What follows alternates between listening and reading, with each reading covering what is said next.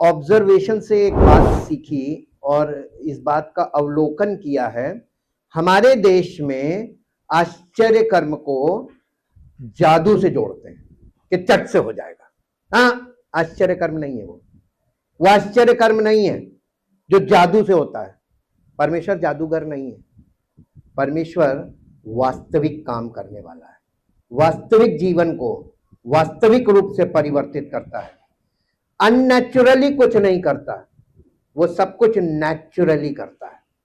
और ये बात समझने के लिए आपको अपना जीवन समर्पण करना पड़ेगा और अपने जीवन में, अपने पारिवारिक जीवन में, व्यक्तिगत जीवन में, सामाजिक जीवन में अनुभव से आपको ये बात वचन के द्वारा स्पष्ट होनी चाहिए और अंडरस्टैंडिंग के द्वारा आपके जीवन से प्रकट होनी चाहिए कि परमेश्वर नेचुरली काम करता है, अननेचुरली कुछ नहीं करता, अप्राकृतिक तरीके से काम नहीं करता। पत्थर से कह दे रोटी बन जाए, ये अननेचुरल है। परमेश्वर जमीन में से भोजन उगाने वाला परमेश्वर है, वो पत्थर से रोटी क्यों बनाएगा?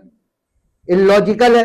लेकिन हमारे देश में विडंबना ये है कि यहां पर सब कुछ अननेचुरल चाहते हैं। यह है समस्या।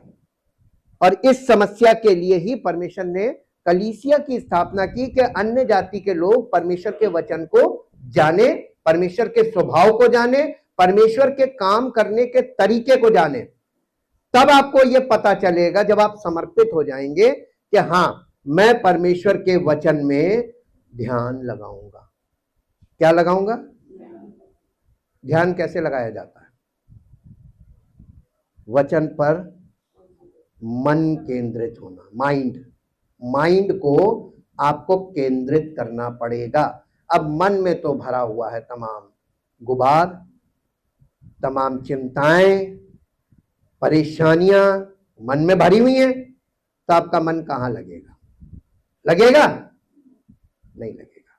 बच्चे के मन में अगर खेल और इधर जाना उधर जाना तमाम चीजें प्रति यानी तमाम बातें उसके मन में अगर चल रही हैं, उसका पढ़ाई में मन नहीं लगेगा। बच्चे को कैसे सिखाया जाता है? कड़ाई के साथ सिखाया जाता है मन लगाना। तो परमेश्वर आपको कैसे मन लगाना सिखाएगा? कड़ाई के साथ। ये प्यार का काम नहीं है, ये कड़ाई का काम है। और जब तक वो कड़ाई नहीं करता, वो मालूम कड़ाई कैसे करता है? परिस्थितियों में डाल के छोड़ देता है। घूमते रहो। जिस दिन तुम थक जाओगे उस दिन हार मानोगे, पश्चाताप करोगे, समर्पित होगे, वहां से मैं तुमको टेक ओवर करूंगा। कितने लोग चाहते हैं कि अब आप थक गए हैं, अब आप निकलने की इच्छा कर रहे हैं, परमेश्वर सुधि क्यों नहीं ले रहा? आप अभी भी मन नहीं लगा रहे, वचन में मन नहीं लग रहा, वचन आपको अच्छा नहीं लग रहा। क्यों नहीं अच्छा लग रहा? आज हम आपसे यीशु मसीह के आने के विषय में कुछ चिन्ह दिए गए हैं बाइबल, उन पे थोड़ी देर के लिए आपसे बात करेंगे ताकि आपको ये पता चल जाए कि लोग ये कहते हैं ना कि जब वो आएगा तो वो हमें बचा लेगा। पहला क्वेश्चन मेरा ये है कि आपको पता कैसे चलेगा कि वो आएगा, आ रहा है? How you know he is coming? है किसी के पास जवाब? जब आप परमेश्वर के वचन में मन नहीं लगाएंगे तो आपको पता कैसे चलेगा? मेरे साथ एक पद निकालिए जो आपको मिलेगा मत्ती रचित सुसमाचार और उसका 24 अध्याय, मत्ती रचित सुसमाचार 24 अध्याय, उसका 36 से 39, 36 से 39 पद तक पढ़ेंगे, लेकिन धीरे धीरे। उस दिन और उस घड़ी के विषय में, ये क्या कह दिया? यीशु मसीह के मुंह से निकला ये। उस दिन और उस घड़ी के विषय में कोई नहीं जानता, ना स्वर्ग के दूत और पुत्र कौन? यीशु मसीह खुद भी नहीं जानता और स्वर्ग के दूत भी नहीं जानते। लोग दूतों संतों की आराधना कर रहे हैं, वो कुछ नहीं कर सकते।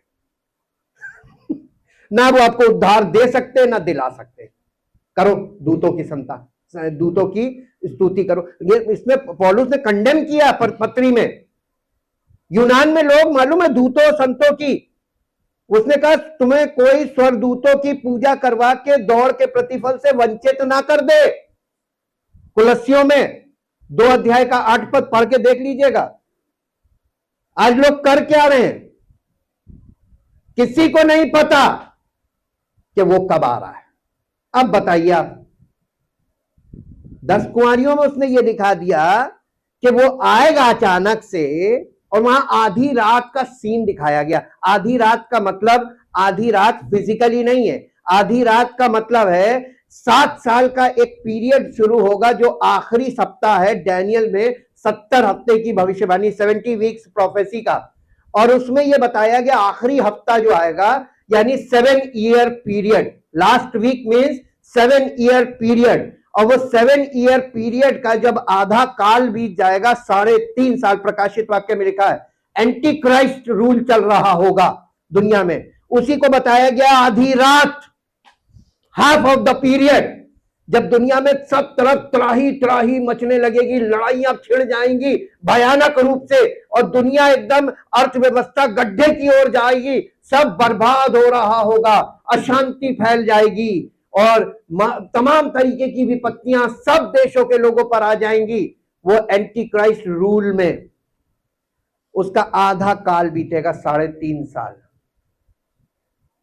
देन जीसस केम, वो उस हफ्ते के आखिरी पीरियड, वो अंधकार का समय होगा। लोगों को अंधकार से ये दिखाया गया है कि लोगों को कुछ समझ में नहीं आ रहा होगा, चाहे पॉलिटिकल लीडर हो, उन्हें ये नहीं समझ में आ रहा है कि शांति कैसे स्थापित हो, और वैज्ञानिकों को ये नहीं समझ में आएगा कि मौसम की चाल बिगड़ती जा रही है, ऐसा क्यों हो रहा है। जब ऐसा होने लगेगा, अंधकार का मतलब है chaos।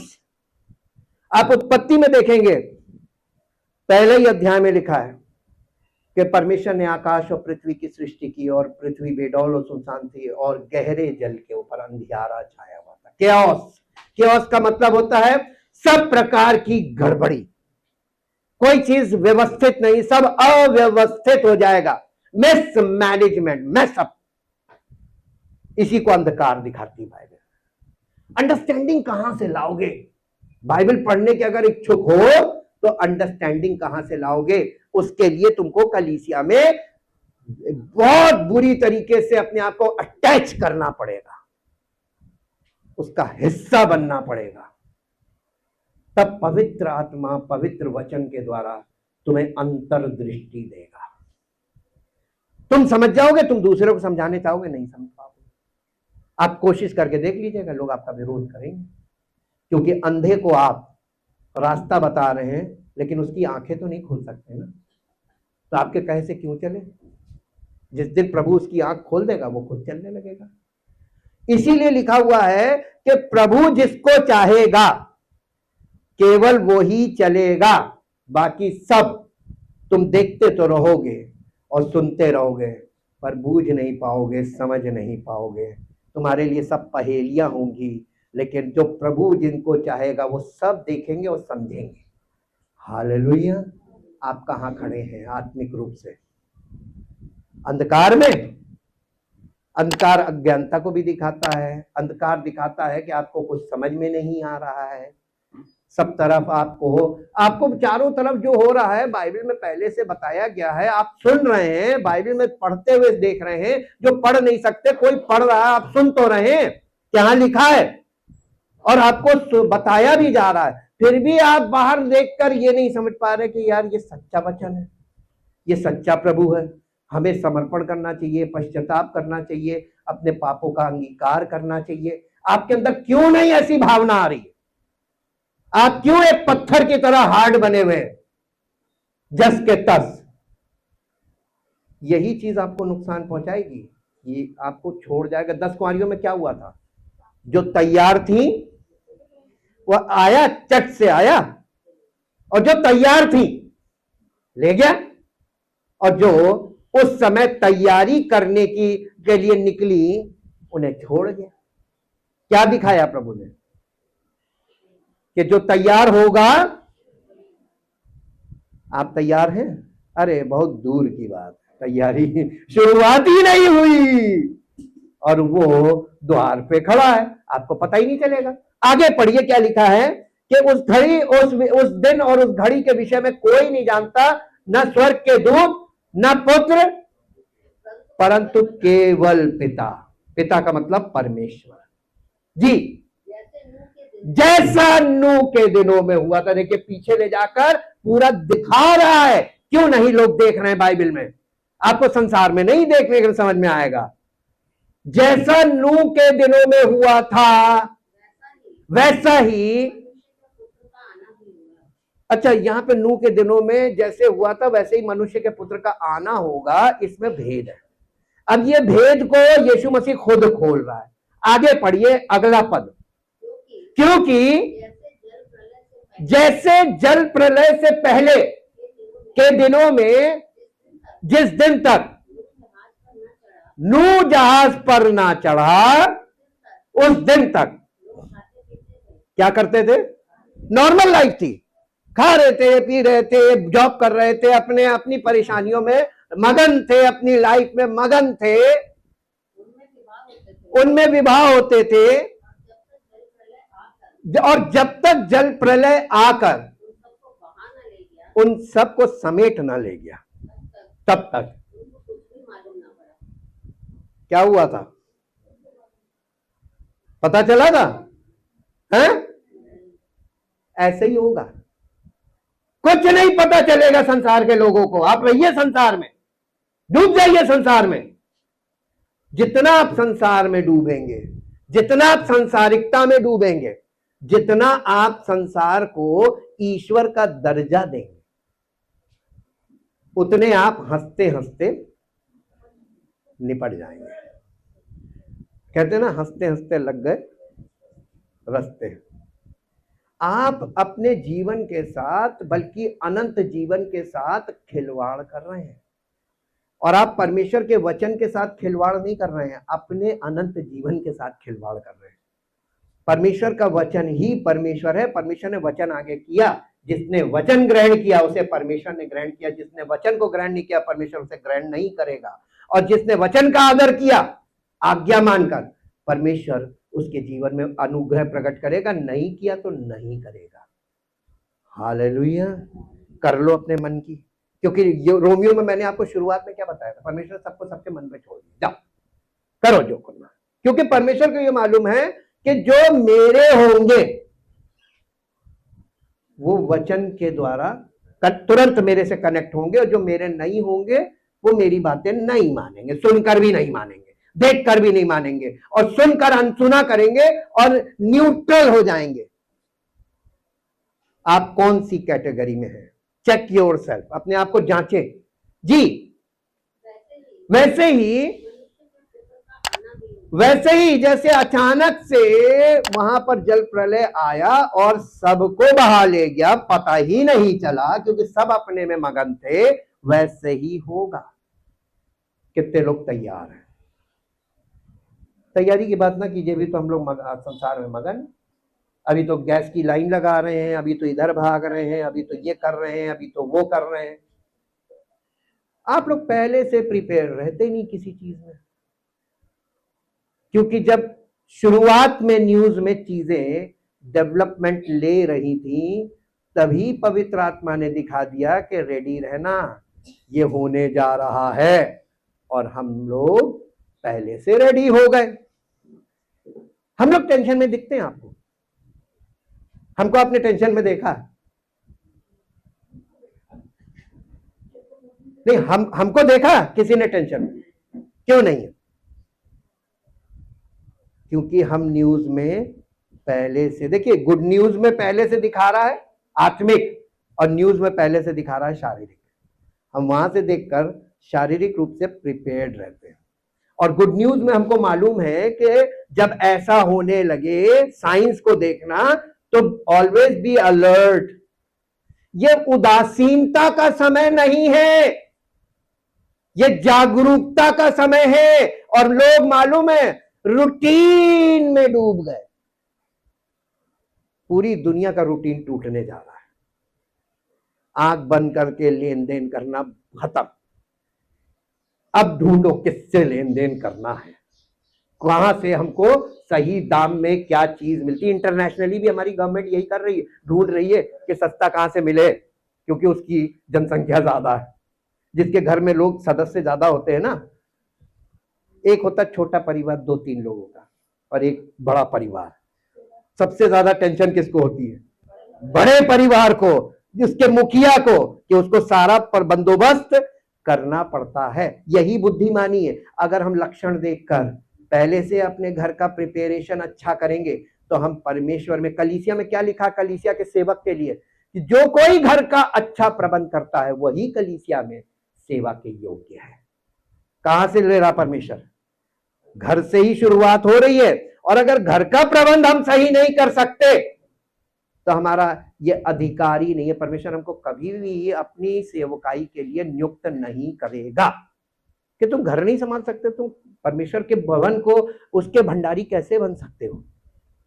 सही समय पे सही चीजों का आवंटन, आयात निर्यात, सब चीजों पे आपको फॉरेन पॉलिसी का मतलब होता है कि हमें जो सांसारिक काम करते हैं ये हमारा विदेशी तरीके से काम है, क्योंकि हमारे लिए ये धरती जो है ये विदेश है, स्वदेश नहीं है। हमारा स्वदेश स्वर्ग है, परमेश्वर का राज्य है।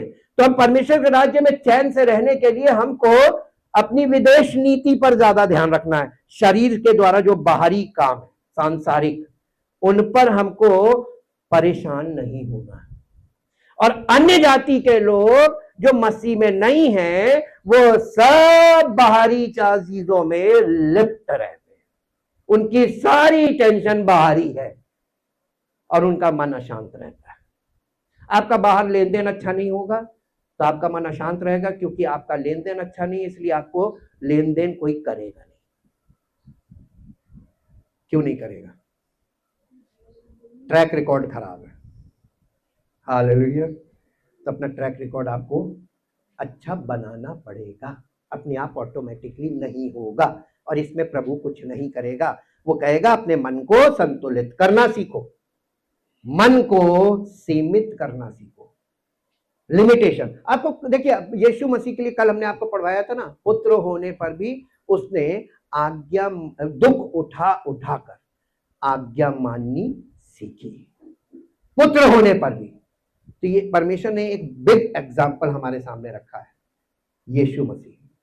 उसने परमेश्वर का पुत्र होने पर भी फॉर ग्रांटेड कुछ नहीं कि मैं तो पुत्र हूं, पत्थर को रोटी बना सकता हूं। हाँ, जब पत्थर को रोटी बनाने की बात आई तो उसने कहा ये अननेचुरल है, मेरा पिता अननेचुरल काम नहीं करता, वो सब कुछ करता है तो नेचुरली करता है, और वो आत्मा के द्वारा जो कार्य होता है वो सुपर नेचुरल कहलाता है। अब आप देखते हैं यहां पर यीशु मसीह क्या बता रहे थे अपने दोबारा आने के विषय में। उन्होंने टाइम नहीं बताया। तो जब कोई आपको दुनिया में कोई भविष्यवाणी करे कि इस दिन और इस महीने में और इस साल में यीशु मसीह आ रहा है, झूठा। बाइबल उस चीज को नहीं बोल रही है, तो वो चीज अगर कोई बोल रहा है डेट के साथ, टाइम के साथ, तो झूठा। कभी विश्वास मत करना, क्योंकि झूठे भविष्यवक्ता तुमको भ्रमित करने के लिए ऐसा करेंगे। अब यीशु मसीह आगे बोल रहे हैं कि तुम निश्चिंत मत रहना आत्मिक तौर पर, बल्कि जागरूक रहना। इसमें बहुत बड़ा संदेश छिपा। अच्छा चलिए इसी चीज को हम मरकुस में पढ़ते हैं। मरकुस 13 अध्याय उसका 32 से 37 पढ़ेंगे, 32 से 37। मरकुस 13 अध्याय। जिस है उस दिन या उस घड़ी के विषय में कोई नहीं जानता, न स्वर्ग के दूत और न पुत्र, पर केवल पिता। अब आपको एक चीज बताते हैं, बाइबल में हमको पवित्र आत्मा ने एक बात सिखाई कि कोई भी, व्यवस्था में लिखा था कि कोई भी बात की पुष्टि 2 या 3 गवाहों से होती है। और बाइबल में जब एक ही बात 2 या 3 लेखकों के द्वारा नोटिफाई की गई हो, या उसको आपको सेम मिलती, जैसे मत्ती कह रहा वही मरकुस कह रहा, वही लूका कह रहा है, इसका मतलब कि ये 2 या 3 गवाह इस बात की पुष्टि कर रहे हैं कि दिस इज अ ट्रुथ, ये सत्य है। आप किसकी गवाही मानेंगे, वचन की या आज के लोगों की? Are you sure? तो आपका विश्वास क्यों नहीं मजबूत होता है? आप पश्चाताप अर्जेंटली क्यों नहीं कर रहे हैं? आप किस दिन के लिए ठहरे? विनाश के दिन के लिए। अर्जेंसी क्यों नहीं है? आपके विश्वास में क्या ऐसी कमी आ रही जब वचन सुनने के बाद भी आप विश्वास नहीं कर रहे हैं? जी देखो, देखिए इंग्लिश में फिर बिहोल्ड, देखो जागते और प्रार्थना करते रहो क्योंकि तुम नहीं जानते, ये अपने चेलों से कह रहा है, क्योंकि तुम नहीं जानते कि वो समय कब आएगा। ये अब यहां पे उसने एक दृष्टांत दिया है। अब इस दृष्टांत में आपको अंतर्दृष्टि मिलनी चाहिए। उसने क्या कहा?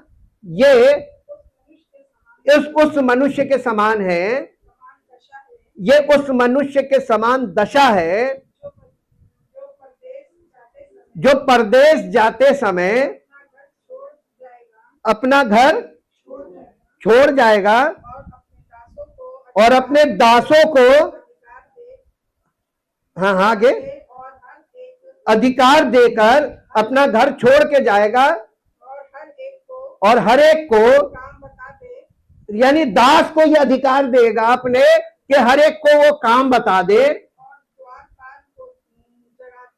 नहीं, द्वारपाल को जागते रहने की। द्वारपाल कौन होता है? आप लोग बाइबल पढ़ते जरूर हैं, सिर्फ आप भाषा पढ़ते हैं, आप समझते कुछ नहीं। जब किसी चीज को समझना होता है ना, उसको तोड़ना पड़ता है। जब तक तोड़ोगे नहीं, आपकी समझ में कुछ नहीं आएगा। इसको दूसरे वर्जन में पढ़िए, इस वर्जन से थोड़ी समस्या है। क्या नहीं, इसको फिर से पढ़िए, वहीं से शुरू से, कहां से बताया? देखो जागते और प्रार्थना करते रहो क्योंकि तुम नहीं जानते वो समय कब आएगा। ये उस समय की सी दशा है जो परदेश जाते समय अपना घर छोड़ जाए और अपने दासों को अधिकार दे और हर एक को उसका काम बता दे और द्वारपाल को जागती रहने के लिए आज्ञा दे। अब एक मिनट, द्वारपाल कौन है? रखवाली करने वाला ना, जो रखवाली करने वाला है ना, वॉच टावर्स पे जो लोग होते हैं रखवाली करने वाले। अब एक मिनट यहां पर थोड़ा सा रुक जाइए, थोड़ा रीजनिंग कर लीजिए। द्वारपाल कौन है आज के युग में? मेरे साथ निकालिए इफ्सियों की पत्री 4 अध्याय का 11 पद पढ़िए। देखिए, बाइबल इंटरप्रेट्स इटसेल्फ, ये फॉर्मूला है और बिना पवित्र आत्मा की ये फॉर्मूला काम नहीं करेगा, ये भी बता दे। आप ट्राई करेंगे, आप फंस जाएंगे जी। और उसने, यानी यीशु मसीह ने कितनों को भविष्यवक्ता नियुक्त करके और कितनों को सुसमाचार सुनाने वाले नियुक्त करके और कितनों को रखवाले और उपदेशक नियुक्त करके कलीसिया को दे दिया। ये जो रखवाले हैं और उपदेशक, ये कौन सा वर्ष है? 11। तो 11 पद इंग्लिश में पढ़ दीजिए। खोज करना सिखा रहे हैं आपको, खोज। बिना मार्गदर्शन के तुम पढ़ नहीं पाओगे, इसको समझ नहीं पाओगे।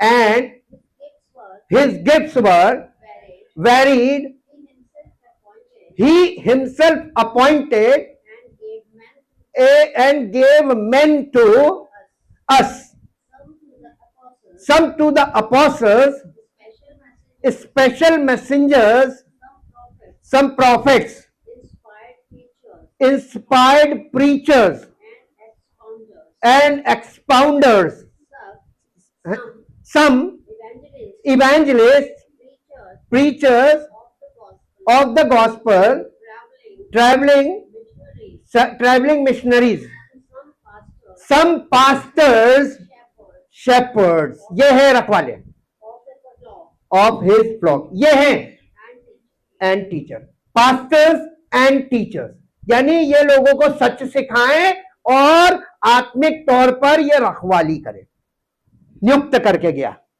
कलीसिया में। आज कलीसियाओं की दशा क्या है? जिन्हें उसने रखवाली पे नियुक्त किया था और सत्य सिखाने के लिए नियुक्त किया था, आज वो कर क्या रहे हैं? उन्हें खुद नहीं पता, पथ भ्रष्ट हो गए, एकदम मनमानी कर रहे हैं। अब वापस वहीं पे आ जाइए। मैंने आपको सिर्फ यही दिखाया था कि रखवाले नियुक्त करके गया था, जिनके द्वारा कलीसिया को यह पता चलेगा कि वो द्वार पे आ गया। जी, मरकुस 13 में वो करके गया। यीशु मसीह को बताया गया है कि वो परदेश गया, जाने से पहले वो पूरा इंतजाम करके गया अपने घराने के लिए, यानी कलीसिया के लिए। जी, ये उस मनुष्य की हाँ, आगे, जो परदेश जाते समय हाँ, अपना घर छोड़ जाए, हाँ, और अपने दासों को अधिकार दे और हर एक को उसका काम बता दे और द्वारपाल को जागते रहने की आज्ञा दे। इसलिए जागते रहो, क्योंकि तुम नहीं जानते कि घर का स्वामी, ये मालूम क्या है स्पिरिचुअली? कलीसिया का सर, मुखिया या दूल्हा कब आएगा, तुम नहीं जानते। और जानकारी किससे मिलनी थी? दासों को नियुक्त किया ना, सेवकों को, उन्हीं को वही रखवाली करेंगे कलीसिया की, और उन्हीं को ये जिम्मेदारी थी कि लोगों को सत्य बताएं, ताकि लोग उसके साथ मिलकर मसीह का इंतजार करें। हालेलुया। क्या हुआ? कलीसियाएं कहां खड़ी हैं? 5 बुद्धिमान 5 मूर्ख में से कौन से वाले सेक्शन में है? मूर्खों वाले सेक्शन में खड़ी हो गई। हद है। आत्मिक दृष्टिकोण देखिए बाइबल क्या दिखा रही है। आज कलीसियाएं कहां हैं? जब वो आएगा तब ये निकलेंगी तैयारी करने, तेल लेने। वहां लिखा है तेल लेने जाएंगी, और जब वो तेल लेने जाएंगी तो जो तैयार होंगे उन्हें लेके निकल लेगा द्वार बंद। जी, ये लोगों को सत्य नहीं बता रहे, लोगों को सुसमाचार। अर्जेंसी है, जितनी जल्दी हो सके पश्चाताप करो और सरेंडर कर दो, जितनी जल्दी हो सके। This is the urgency. कुछ काम आपको लाइफ में बताएं। हमारे यहाँ के लोगों का, मेरी मॉनिटरिंग देखिए, मेरी ऑब्जर्वेशन देखिए। मैंने यहाँ के लोगों को देखा है कि भैया ये काम करना, कल करेंगे, कल जाएंगे, कल। Very slow. उनके माइंड में पता नहीं क्या एक ऐसा ढीलापन है कि अरे देखेंगे, अरे देखा जाएगा। कितनी भी आप अर्जेंसी उनको दिखाइए, अरे जो होना होगा होगा, यही बोलते हैं ना। अरे आप अपने आप को बलि का बकरा बना रहे हैं। जो होना होगा होगा, निपट लेंगे तो निपट लेंगे। यानी लोग कुर्बानी के लिए तैयार हैं, हुक्म मानना नहीं। और इसीलिए बाइबल में लिखा है कि हुक्म मानना कुर्बानी से उत्तम है। कुर्बान होने को तैयार हो, हुक्म नहीं मानेंगे। क्या दशा है? मानसिक दशा देखिए, ये बाइबल आपकी मानसिक दशा दिखा रही है। बेसुध, उदासीन का मतलब होता है बेसुध। देखा जाएगा, जो होगा सबके साथ होगा, हमारे साथ होगा। मैं सारे वो वाली बातें बोल रहा हूं जो लोग बोलते हैं, अपने बचाव में बोलते हैं, दलीलें। अरे जो सबके साथ होगा, खुदा ना करे तुम्हारे साथ हो। इतनी समझ ही नहीं है आप में कि आप इस चीज से बचने का मौका मिल रहा है तो आप उस चीज को हंसी में उड़ा रहे हैं। आप ठट्टा कर रहे हैं कि नहीं कर रहे हैं? यही है ठट्टा करना, परमेश्वर को मखौल उड़ाना। अरे जो होगा देखा जाएगा। इसलिए ये लोग फंसे हुए, उद्धार नहीं मिल रहा। जी, सांझ को या आधी रात को देखिए फिर वही सीन आया। या मूर्ख के बांध देने के समय, भोर को या भोर को। ऐसा ना हो, कब आएगा किसी को नहीं मालूम। जी, वो ऐसा ना हो कि वो अचानक आकर तुम्हें, कलीसिया को, अगर सेवक सो रहा तो कलीसिया सोएगी, है ना। आत्मिक रूप से पास्टर अगर सोया हुआ है, पास्टर सोया हुआ का मतलब मालूम है कि यीशु मसीह के आने की कोई सुधि नहीं है, कोई तैयारी नहीं है। जो होगा देखा जाएगा। कितने पास्टर्स होंगे ऐसे? अरे आप बहुत से ना बोला कीजिए, आप बोला कीजिए मैक्सिमम। मैक्सिमम यही है। उन्हें उसके आने से मतलब नहीं है, उन्हें लोगों से मतलब है। हमें भेड़े मिली हैं, ऊन कतरो, और जो ऊन के लायक ना बचे तो उसे काट के खा लो। मैंने दृष्टांत में बोल दिया, क्योंकि पुराने नियम में लिखा है कि चरवाहों के लिए भेड़ें कुर्बान होती थी। आप उसमें देखिए लेवी व्यवस्था में। लेकिन नए नियम में उल्टा हो गया, नए नियम में चरवाहा भेड़ों के लिए कुर्बान हो गया। तो वो नहीं चाहता कि उसकी भेड़ें कुर्बान हो, बलि चढ़े। तो यीशु मसीह हमारा अच्छा चरवाहा इसलिए है क्योंकि वो नहीं चाहता कि उसकी कलीसिया की जो भेड़ें हैं वो कुर्बान हो। वो चाहता है कि मैं कुर्बान हुआ ताकि इन भेड़ों को जीवन मिले। लेकिन ये भेड़ें जो है ना, भेड़ का स्वभाव मालूम क्या है? जहां एक जाति है वो सब जाति है। भेड़ चाल इसी को बोलते हैं। हमारे देश में कौन सी चाल है? इसीलिए आप संसार में जिधर एक जा रहा है उधर सब जा रहे हैं। एक ने पीठ पे बैग टांगा, देखिए सब बैग टांगे चले जा रहे हैं। आपको सब मिलेंगे टोटल, सब, हाँ सब लाइन लगा लेंगे। जिस डॉक्टर के यहाँ भीड़ होगी वहां डॉक्टर के यहाँ भीड़, उसी जगह जाएंगे, जहां भीड़ देखेंगे वहीं जाएंगे। एक व्यक्ति कोई चीज खरीद रहा होगा, हमारे यहाँ तो 2 मिनट में अफवाह फैलती है ना सोशल मीडिया में, नमक नहीं मिलेगा, सब नमक खरीदने भाग। कौवा कान ले गया, कौवे के पीछे दौड़ रहे, कान देखते ही नहीं है कि नहीं है। अब वही चीज गैस में हो गई, अफवाह फैल गई, नहीं मिलेगी, सब भागे चले जा रहे, सब भागे चले जा रहे, कहा जा रहे, सब लाइन में लग गए। नहीं है, अब ये तो नहीं, जब वहां देखा कि यहां तो कोई उम्मीद नहीं है, तो फिर कहां लाइन लग गई? इंडक्शन की दुकान में। अरे मन माने दाम अवसर। हालेलुया। पैनिक हो जाते हैं एकदम, पैनिक। मालूम ये कौन लोग पैनिक होते हैं? पैनिक कौन लोग होते हैं? जो बेसुध रहते हैं, ऊंग रहे होते। अरे अरे अरे वो देखो डाकू आ गए, कहां गए, भागो। डाकू नहीं देखा, भागने लगे, कहां भाग रहे हो? अरे वो डाकू आ रहे। दूसरे को भी बता दिया, वो भी भागने लगा, कहां भाग रहे हो? अरे डाकू आ रहे। तीसरे को बता दिया, सब एक। ये भेड़ चाल। हम लोग क्या भेड़ चाल देखा सीखे? आप कैसी कौन सी चाल में है? क्यों है भेड़ चाल में? ऊपर वाले ने आपको समझ दे दी वचन के द्वारा। क्यों भेड़ों की तरह एक दूसरे के पीछे भाग रहे हैं, है ना? क्यों भाग रहे? अरे आपको उस पर भरोसा नहीं है। जब आप पैदा हुए थे, जब आपको अपना भोजन आप प्राप्त करने लायक नहीं थे, तो किसने आपको पाल दिया? कभी ना कहिएगा मां ने। मां के अंदर परमेश्वर ही ने ममता डाली। सोर्स कौन है? तो परमेश्वर को, सोर्स को कोई नहीं रिकॉग्नाइज करता है, रिसोर्स को सब पकड़ लेते। तेल का कुआं किसने दिया? परमेश्वर ने। तो लोग परमेश्वर को नहीं, तेल के कुएं की कंपनी को, अरे इसका तेल, ये तेल हमको देते हैं, उसी की पूजा कर लो, तेल कंपनी की। अच्छा इंडिया में यहाँ आसपास नहीं है, नहीं तो वहीं पूजा शुरू हो जाती है, तेल मैया।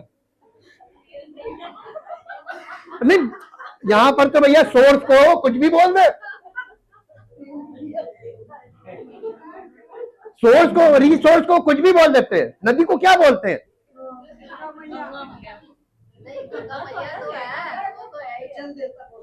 नहीं, हर चीज को वो ईश्वरीय दर्जा देते हैं, रिसोर्स को।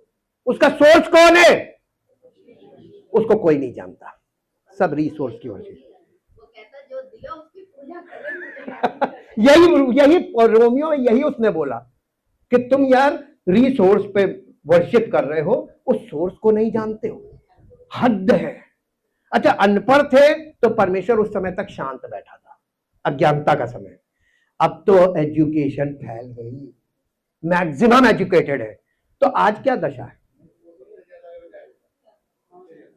इनका? वही वाली बात है, मिस्र से निकाले तो मिस्र का आत्मा उनके अंदर था, वो तो निकल आए, लेकिन आत्मा उनके अंदर से निकालने में परमेश्वर की हालत खराब हो गई।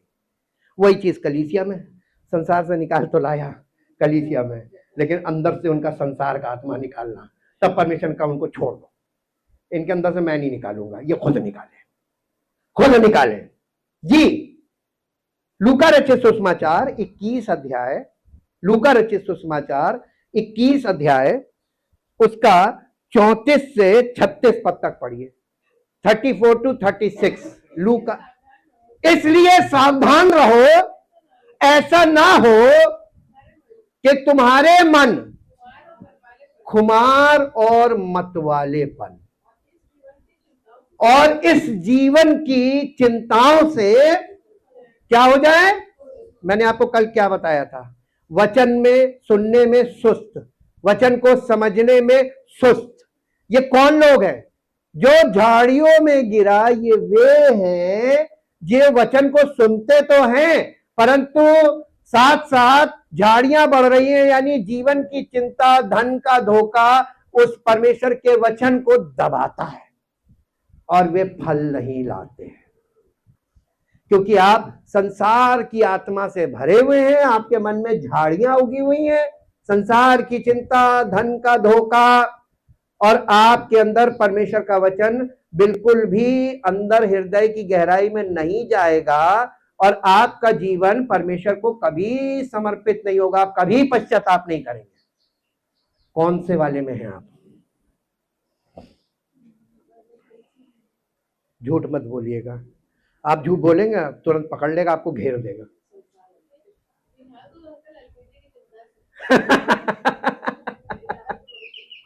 जी, और वो दिन तुम पर फंदे की नाई अचानक आ पड़े, क्योंकि वो सारी पृथ्वी के सब रहने वालों पर इसी प्रकार आ पड़ेगा।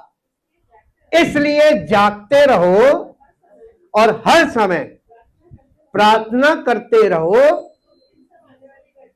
कि तुम इन सब आने वाली घटनाओं से बचने को और मनुष्य के पुत्र के सामने खड़े होने योग्य बनो। क्या आप उसके सामने खड़े होने योग्य बन रहे हैं, या आप संसार में लिप्त हैं?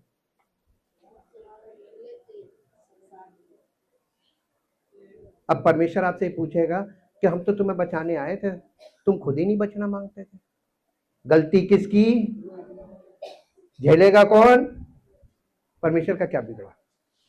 आपको उसने मौका दिया कलीसिया में लाकर, लेकिन आपने कलीसिया में उस मौके को, इसीलिए लिखा अवसर को बहुमूल्य समझो, आपने इस बहुमूल्य अवसर को हवा में उड़ा दिया, मौज मस्ती में। जैसे बच्चे जो है ना, वो फाउंडेशन पार्ट में बच्चे के साथ अगर आपने जरा सी ढिलाई कर दी, तो बड़ी क्लासेस में वो बच्चा बड़ी बुरी तरीके से फेल होगा, और फिर वो ऐसे ऐसे कदम उठाएगा जो आप कुछ नहीं कर पाएंगे। हो सकता है वो सुसाइड अटेम्प्ट कर ले, क्योंकि वो अयोग्य समझेगा, हीन भावना से ग्रसित होगा, और कोई भी गंदा कदम उठा सकता है। ऐसा क्यों? क्योंकि माँ बाप ने बचपन में जो फाउंडेशन होती है एजुकेशन की, वहां ढिलाई कर दी। बच्चे पे कहां ज्यादा ध्यान दिया जाता है? शुरुआत में, खान पान में भी और एजुकेशन में भी, शुरुआत में। उसके बाद फिर वो धीरे धीरे धीरे धीरे स्पीड पकड़ता, अंडरस्टैंडिंग लेवल एक बार उसका पिकअप हो गया, ग्रास्पिंग पावर, फिर उसको आप हल्का सपोर्ट करते रहेंगे, वो रन करेगा एजुकेशन में। ये तरीका होता है। जैसे जैसे बच्चा बड़ा होता है, वो खुद से स्टडी करने की इच्छा उसके अंदर होनी चाहिए। जब बड़ा हो जाएगा, आप उसको जरा जबरदस्ती करेंगे तो फिर वो आपके साथ बदतमीजी करेगा, क्योंकि आपने बचपन में उसकी सही तरबियत नहीं की। जब पेड़ लगाते हैं, मैं एग्जांपल दे रहा हूं, जब पेड़ लगाते, पौधा जब मुलायम होती है उसकी डाली, तभी लकड़ी लगाई जाती है ताकि वो स्ट्रेट रहे। एक बार वो मजबूत हो गया और टेढ़ा हो गया, टेढ़ा होके मजबूत हो गया, फिर आप बताइए उसको कैसे सीधा करेंगे? आपके बच्चे एक बार जब बड़े हो गए, जो चीज आपको बचपन में करनी थी कर नहीं पाए, अब आप उसमें क्या कर सकते हैं? नहीं, हम बता रहे हैं, परमेश्वर कहता है मैंने जैसे छोड़ दिया ना उनके मन पे, तुम भी छोड़ दो। उससे क्या होगा? ठोकर खाएगा, सुधरना होगा सुधर जाएगा, नहीं बिगड़ना होगा बिगड़ जाएगा, आर पार, या इस पार या उस पार, लेकिन तुम नहीं उसको कुछ कर सकते हो। आज के लोग अपने बच्चों से ज्यादा परेशान हैं। और आप जितना बच्चे का पीछा करेंगे परमेश्वर को छोड़ के, उतना आप पर मुसीबतें आएंगी और परमेश्वर से आप उतने दूर जाएंगे। करके देख लो, बाजी सब आपके हाथ में है। यहां पे जो शुरू में दिया है, यीशु मसीह के आने से पहले आत्मिक स्तर बताया गया है। फिर से पढ़ दीजिए लूका 21 अध्याय का 34 पद इंग्लिश में। Luke chapter 21 verse 34। इसलिए नहीं, इंग्लिश में, इंग्लिश में 21 का 34 ल्यूक है। But take heed to yourself, यानी तुम इस बात पे ध्यान केंद्रित करो, लेकिन तुम इस बात पर ध्यान केंद्रित करो and be on your guard, और अपने विषय में चौकस हो, lest your heart be overburden, depressed, weighed down with giddiness and headaches and nausea of self indulgence। नहीं, अपने खुद के किए से तुम ऐसी दशा में चले जाओगे कि तुम्हारी मानसिक दशा बिगड़ जाएगी। खुद के किए से सारे निर्णय तुम गलत करते जाओगे और ऐसी दशा में चले जाओगे कि तुम अपने किए पर पछताओगे भी नहीं और उसमें फंस जाओगे। सेल्फ इंडल्जेंस जी। एंड वर्ल्डली वरीज यानी संसार की चिंताएं, and cares pertaining to the business of this life, and lest that they come upon you suddenly like a trap or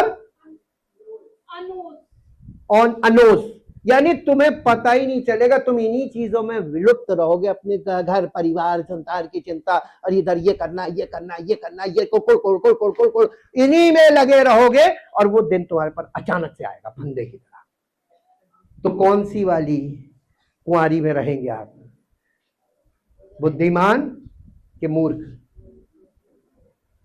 अरे ये सारी चीजें दुनिया भर शुरू से चलती आई हैं, उसके बाद भी लोग परमेश्वर की ओर मुड़े, उन्होंने पलट के इधर देखा ही। जो संसार की चिंता हम नहीं करते, हमें परमेश्वर की ओर भागना है, और अगर एक बार परमेश्वर की शरण में चले गए तो अनुग्रह कर देगा, वो संभाल लेगा, और खुद संभालने के चक्कर में सब चला जाएगा। क्या आप सब कुछ अपना खुद संभाल सकते हैं? अपने बच्चे सब समेट रहे हैं, अपना बच्चा अपना घर, ये मेरा, ये मैं ये कर लूं, मैं ऐसा कर लूं, मैं कितना कर पाओगे? तुम सारी जिंदगी में जितना नहीं कमा सकते परमेश्वर तुम्हें दे सकता है, लेकिन उस लेवल पे तुमको आना पड़ेगा, समर्पण करके, पश्चाताप करके, और फिर देखो कि वो क्या कर सकता है। आपको डर लगता है अगर नहीं किया तो ये संदेह, और इसीलिए लिखा है जो संदेह करता है वो समुद्र की लहर के समान है, जो हवा से उछलती है और फिर नीचे गिर जाती है। ऐसा मनुष्य ये ना समझे कि उसे परमेश्वर से कुछ प्राप्त होगा, नहीं मिलेगा। संदेह कितना होता, मान लीजिए आपके पास 90% विश्वास है कि परमेश्वर कर सकता है, परमेश्वर ही कर सकता है, लेकिन आपके पास 10% अविश्वास है, अगर नहीं किया तो वही ले डूबेगा आपको। कितना संदेह करते हैं लोग, अरे थोड़ा सा संदेह, कितना जहर चाहिए, थोड़ा सा जहर, खत्म जी। अब आ जाइए दूसरा थिस्सलुनीकियों 2 अध्याय, उसका 1 और 2 और 3 पद। दूसरा थिस्सलुनीकियों 2 अध्याय 1, 2 और 3 पद। हे भाइयों, अब हम अपने प्रभु यीशु मसीह के आने और उसके पास अपने इकट्ठे होने के विषय में तुमसे विनती करते हैं कि किसी आत्मा का, या किसी आत्मा का मतलब किसी भी प्रचारक का या किसी भी वचन का या पत्री के द्वारा, जो कि मानो हमारी ही ओर से हो, ये समझकर कि प्रभु का दिन आ पहुंचा है, तुम्हारा मन अचानक अस्थिर ना, पैनिक में ना आ जाना कि अरे आ गया, हमको तो पता ही नहीं था। जैसे 10 कुंवारियां अचानक से पैनिक में आ गई, भागने लगी। पैनिक में आते हैं ना तो लोग भागते हैं जी, और ना तुम घबराओ। ये किससे बोल रहा मालूम है? कलीसिया से। किसी रीति से किसी के धोखे में ना आना, क्योंकि कौन सा दिन? वो यीशु मसीह का दोबारा आना वाला दिन, वो दिन ना आएगा जब तक कि धर्म का त्याग ना हो ले और वो पाप का पुरुष अर्थात विनाश का पुत्र प्रकट ना हो। यीशु मसीह यहां पर कह रहा, मत्ती 24 में उसने बोला कि ये बुरे दिन होते जाएंगे, लड़ाइयां छिड़ जाएंगी और सब जगह अकाल पड़ेगा। अकाल का मतलब शॉर्टेज, हर चीज की मिनिमाइज हो जाएगा कि लोगों को मिलेगा नहीं। किस किस चीज की शॉर्टेज है? अरे यार इस समय सब चीज की शॉर्टेज है। अगर आप तेल की शॉर्टेज कहिए, गैस की शॉर्टेज कहिए, इसका मतलब सब चीज की, क्योंकि तेल और गैस से तो सारा ही सोर्स है, इसी से सारा प्रोडक्शन चलता है, इसी से पूरी दुनिया चल रही है। ये बंद, सब बंद, अकाल। और अभी एक और चीज भयानक कल रात में आई है न्यूज, इंटरनेट केबल कटने जा रही है। और हमारे यहाँ के जो दिग्गज हैं उन्होंने बताया, इंटरनेट एक्सपर्ट, उन्होंने कहा बहुत भयानक पैनिक होगा और उनकी क्या दशा होगी जो लोग इसके लती हैं। थोड़ी थोड़ी देर में उनका क्या हाल होगा। कह रहे हैं एकदम जैसे किसी का नशा छीन लो, पागलों की तरह होगा, ऐसी हालत हो जाएगी, मानसिक दशाएं बिगड़ेंगी। क्या होगा? वचन पहले से आपको प्रिपेयर करता है कि हर चीज की, हर घटी के लिए तैयार रहो। हमें पर कोई फर्क नहीं पड़ेगा, हमें तो प्रभु से वचन मिलता ही रहता है ना। भोजन भी दे रहा है, आत्मिक भोजन भी दे रहा है, शारीरिक भोजन भी दे रहा है। मिनिमम में गुजारेंगे, नहीं ढेर सारा। मनमाना नहीं तो हमको प्रभु खाने भर का तो देगा ना, जीवित रहने के लिए जितना चाहिए। तो आपको बताइए टेंशन लेने की क्या जरूरत है? ये टेंशन वही लोग लेंगे जो परमेश्वर में स्थिर नहीं होंगे। ये वो सब टेंशनाइज हो जाएंगे, भागेंगे इधर उधर जी। और वो पाप का पुरुष अर्थात विनाश का पुत्र जब तक प्रकट न। यहां पे एक बात बोली गई है, इसका तीसरा पद इंग्लिश में पढ़िए, इंग्लिश में। यहां पे धर्म त्याग ना हो ले ये लिखा हुआ है। एक्चुअली धर्म त्याग को अभी आप नहीं समझते। इस पॉइंट पर मैंने आपको स्टडी दी है, बेसिक्स दिए हैं, लेकिन आपकी समझ में नहीं आया। हाँ 2:3, 2 Thessalonians chapter 2 verse 3। Let no one deceive or beguile you in any way, for that day will not come except the apostasy come first। क्या चीज पहले आएगी? अपोस्टेसी। ये अपोस्टेसी क्या चीज है आपके? हाँ ये ऐसा हो जाएगा, यहां पे वो ये बता रहा है कलीसिया को कि जब सत्य वचन का सत्य लोगों को, जहां पवित्र आत्मा कलीसिया में काम कर रहा होगा, वहां से लोग निकल निकल कर भागेंगे, वो ग्रहण नहीं करेंगे, एक्सेप्टेबल नहीं होगा उनके अविश्वास के कारण। और वो क्योंकि गलत गलत तरीके के सुसमाचार में विश्वास करने वाले लोग होंगे, इस युग में यही है। तो वो लोग, उनको जो सुसमाचार, जैसे फॉर एग्जांपल किसी ने ये यीशु मसीह को कैसे जाना, वो परेशान था, कोई पास्टर मिला, कहने का चर्च आइए, प्रभु आपके लिए सब कुछ कर देगा। वो लालच में चले गए और चर्च से जुड़ गए लालच में। धीरे धीरे धीरे धीरे धीरे धीरे जब तक वहां रहे, उदासीन रहे, अचानक वो ऐसी कलीसिया में गए जहां पे सत्य बोला जा रहा है, तो पिक्चर बिल्कुल उल्टी। तो ऐसा व्यक्ति, वो यानी फेस चेंज नहीं होगा, वो कहेगा हम तो ये सोच के आए थे कि प्रभु से हमें मिलेंगे, यहाँ तो कुछ नहीं मिला, ऊपर से यहां आए तो यहाँ तो कड़ा समाचार है, तो वो भागेंगे भागेंगे। अब आप ये बताइए, आप कहां भागेंगे? संसार में ही तो भागेंगे, संसार तो मिटेगा, तो आप कहां भागेंगे? जहां मिटने वाला वही भागोगे मिटने के लिए। और आप अगर यहाँ पर पश्चाताप करके समर्पण कर देंगे तो बच जाएंगे। तो ये परीक्षा है, ये परमेश्वर ने बड़ा सुनियोजित ढंग से ऐसा किया। हम पहले ये प्रश्न उठाते थे, मेरे मन में ये प्रश्न आता था कि झूठे प्रचारक क्यों खड़े हो रहे, परमेश्वर इनको क्यों अनुमति दे रहा। अरे नहीं, बाद में पता चला नहीं, परमेश्वर बहुत इंपॉर्टेंट काम कर रहा है। परमेश्वर नेगेटिव को भी इस्तेमाल करता है अपनी महिमा के लिए। हालेलुया। तब मुझे पता चला कि नेगेटिवली भी काम करता, पॉजिटिवली भी काम करता है। हालेलुया। मैं आपको आराम से बता रहा हूं कि वो आपको दोनों तरफ से काम करेगा। फिरौन का दिल कड़ा कौन कर रहा था, है ना?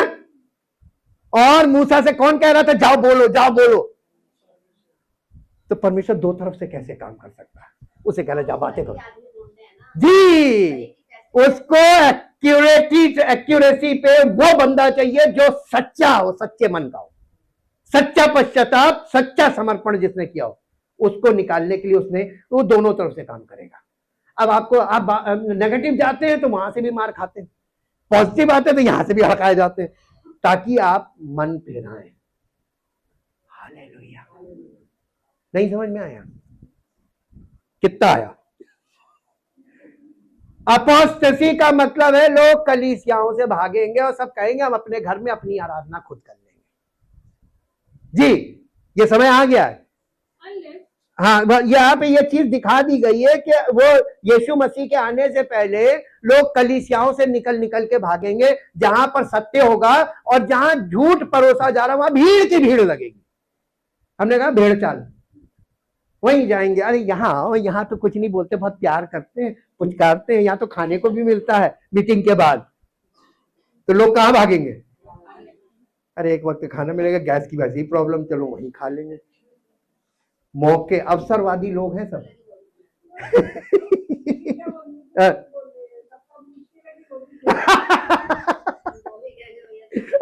कहेंगे नहीं तुम्हारे लिए कर परेशानी तो मेरे लिए भी है, नहीं मिलेगा कुछ।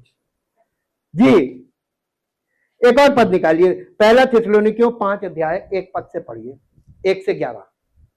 पहला थिस्सलुनीकियों। पर हे भाइयों, इसका प्रयोजन नहीं है, इसकी जरूरत नहीं है कि समयों और कालों के विषय में तुम्हारे पास कुछ लिखा जाए। यहां पर यानी यीशु मसीह के आने के लिए समय और काल के विषय में कोई लिखने की आवश्यकता नहीं है जी, क्योंकि तुम आप ठीक जानते हो जैसे रात को चोर आता है। हाँ, कैसे आएगा? चोर फोन करके आएगा, आज रात को हम आ रहे हैं। अरे जैसे वो आते हैं ना कैरल सिंगिंग वाले, फोन कर देते हैं हम आ रहे हैं, जागते रहते लोग। ऐसे ही यीशु मसीह आएगा, फोन कर देगा हम आ रहे हैं, चाय कॉफी बना के तैयार रखना। हाँ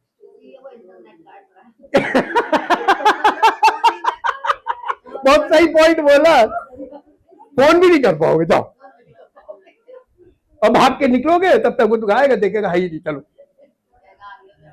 जी। जब देखिए यीशु मसीह के आने से पहले वो चोर की नाई आएगा, किसी को पता ही नहीं चलेगा, यानी एकदम स्ट्रिक्टली ऐसे कि किसी को पता ही ना चले, संसार के लोगों को नहीं पता चलेगा। लेकिन अफसोस, कलीसिया सो रही होगी जैसे 10 कुंवारियों में 5 सो गई थी, है ना? तो बड़ी मुश्किल बात है जी। देखिए यीशु मसीह के आने से पहले लोग क्या कह रहे होंगे? कुशल है, कोई डरने की बात नहीं, सब कुछ है, बहुत है। ऐसे पॉलिटिक्स यही कह रही होगी, हमारे पॉलिटिकल लीडर्स कह रहे होंगे कोई डरने की बात नहीं है, और स्पिरिचुअल लीडर भी कलीसियाओं में कह रहे होंगे कोई डरने की बात नहीं है जी। तो उन पर एकाएक विनाश आ पड़ेगा, जिस प्रकार गर्भवती स्त्री पर अचानक से लेबर पेन कब उठता है? क्या डॉक्टर बता देता है? मेडिकल साइंस बहुत एडवांस हो गई, बता देता है कि इतने समय आपको पेन उठेगा, इतने बजे तुम निकल लेना, पेन उठने से पहले आ जाना, यही पेन उठे, यही सब हो जाएगा। आज तक मेडिकल साइंस इस चीज को नहीं बता पाई। हालेलुया। इसीलिए this is a great sign. अचानक से पीड़ा उठेगी और सब कुछ अचानक से हो जाएगा। युग बदलने वाला ये। आप कहां सो रहे हैं? पुरानी दुनिया छूट ही नहीं रही, मिस्र नहीं छूट रहा है, तो परमेश्वर के राज्य की आपको कोई सुधि नहीं जी। और वे किसी रीति से, अब आप बताइए कितना भी प्रयास कर लीजिए, आप बच पाएंगे? ये मैं नहीं कह रहा हूं, ये परमेश्वर का वचन कह रहा है, किसी रीति से नहीं बचेंगे। पर हे भाइयों, कलीसिया के लोगों से अब कह रहा है, हे भाइयों तुम तो अंधकार में नहीं हो, वो दिन तुम पर चोर के समान। ऐसा ना हो कि तुम्हारे लिए भी चोर के समान। 10 कुंवारियों में उसने यही चीज दिखाई है। जो बुद्धिमान थी वो रेडी थी और जाग रही थी, और जो मूर्ख थी एक तो अनप्रिपेयर्ड थी और सो गई थी। पहले ऊँग रही थी फिर सो गई थी। इस समय कलीसियाएं आत्मिक तौर पर ऊँग रही और सो रही, कुछ ऊँग रही है कुछ सो गई जी, क्योंकि तुम सब ज्योति की संतान हो और दिन की संतान हो। रूपकों में बात कर रहा है। हम ना रात के हैं और ना अंधकार के हैं, इसलिए हम दूसरों के समान सोते ना रहे, पर जागते और सावधान रहे। क्योंकि जो सोते हैं वे रात ही को सोते हैं, और जो मतवाले होते हैं, रात के समय मालूम है नशेबाजी खूब हाई होती है। जो मतवाले होते हैं वो रात ही को मतवाले होते हैं। पर हम तो दिन के हैं, विश्वास और प्रेम की झिलम पहनकर और उद्धार की आशा का टोप लगाकर सावधान रहे। क्योंकि परमेश्वर ने हमें क्रोध के लिए नहीं परंतु इसलिए ठहराया है कि हम अपने प्रभु यीशु मसीह के द्वारा उद्धार प्राप्त करें। उद्धार हमको देगा नहीं, हमें प्राप्त करना है। वो हमारे लिए इस कारण मरा कि हम चाहे जागते हो चाहे सोते हो, सब मिलकर उसी के साथ जिए। इस कारण एक दूसरे को शांति दो